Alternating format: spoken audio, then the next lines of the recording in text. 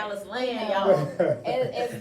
There's this thing they say when people try to pull you down, that's because they already perceive you as above them. I agree with that very much. So it takes you back to when you were making a statement about being in corporate America, and sometimes when you possess the traits that don't not only allow you to excel, but allow your department that you're working in to excel. Absolutely. But if the person over you sees it as a threat, then it almost stifles you. But it doesn't just stifle you, it's stifling the entire department. It does. Because now you're not sharing all of these abilities that you have that allow them to grow. And it's just funny how people don't realize that. They're so threatened, especially by, our skin color at times. They're like, oh, they're just gonna come in and everybody likes you and you working with, one thing is if you're able to partner with someone that they could not build that working relationship with, but then you just slide right in there and they like, okay. That's one of the biggest things they get threatened by. They're like, oh, because they can already foresee you surpassing them. But if they are a true manager or leader in their department, then they allow that, and they welcome it. Exactly, because you should. But anyway, that's the first thing when you were talking about that, because I've been in this, being in corporate America, I've been in those situations, and then at that point it's like, okay, I need to move out of this department and move into another department. Because they're more or less trying to keep me contained than allowing me to grow. And they're creating that ceiling for me, and that's not healthy. So I'm so excited and proud of you to hear you speak about stepping away from that and then starting your own, but then taking, so that's something I want to ask, part of your skill set, your experiences, and the knowledge that you possess, some of that was formed in corporate. And then you took that, not all in corporate, because I know you said you've been doing pretty much project management from an early age, but then was corporate allowing you to kind of put things in order and place it as it needs to be? Yes. Okay. So it did allow me to refine my skill set and package it to the right playing field. Right. So that being said, an individual I met, when she met me, she said, oh my gosh, you're such a hustler. She said, you need to take this hustle to corporate.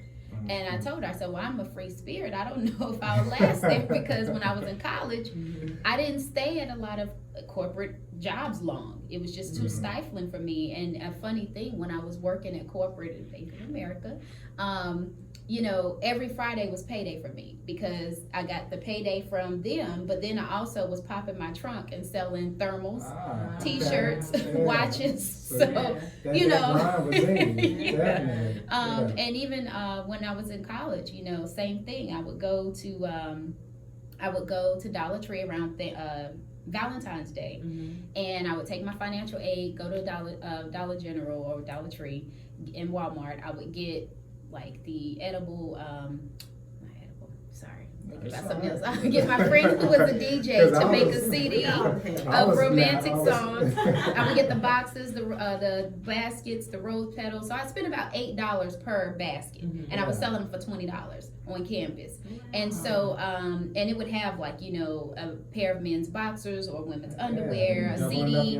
Yeah, so I mean, because a student can easily afford $20 for their significant other on Valentine's Day, right? So I was flipping my financial aid in that way. And then, and I didn't have to pay for a table, because as long as you were a part of a student organization, they let you set up a table for free in the EUC. And so my overhead was little to none. And then also, like, one of my favorite things to do that I did was go to the wholesale alley, buy the boxers, socks, and t-shirts, because I knew my customer. Men don't buy underwear like we do. And y'all are not going to go look for underwear until that special occasion arrives. You got a new date, or either the seam is busted and they're not attached anymore. So I knew that. And so I'm like, and then too, knowing that you are a female getting ready to walk in all male space at this time. This was before women really started increasing their, frequency to the barbershop. So it's like, just because I'm a female, they're gonna want to buy because they're gonna want to impress you. They're gonna want your number, or just to show that they've got money.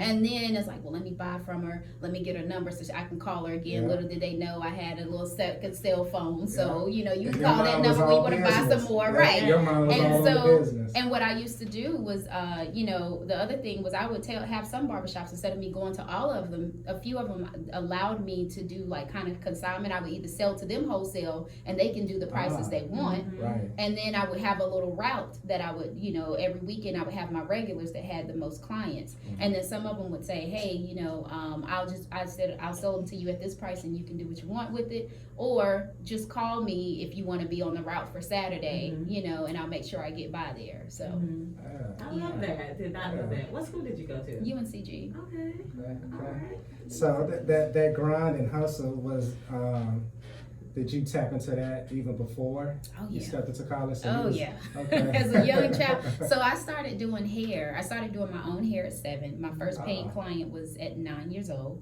doing finger waves and relaxers. Y'all know about the finger waves from the 90s. Man, look, you would have made a ton of money in Chicago. It was killing it. Finger wave.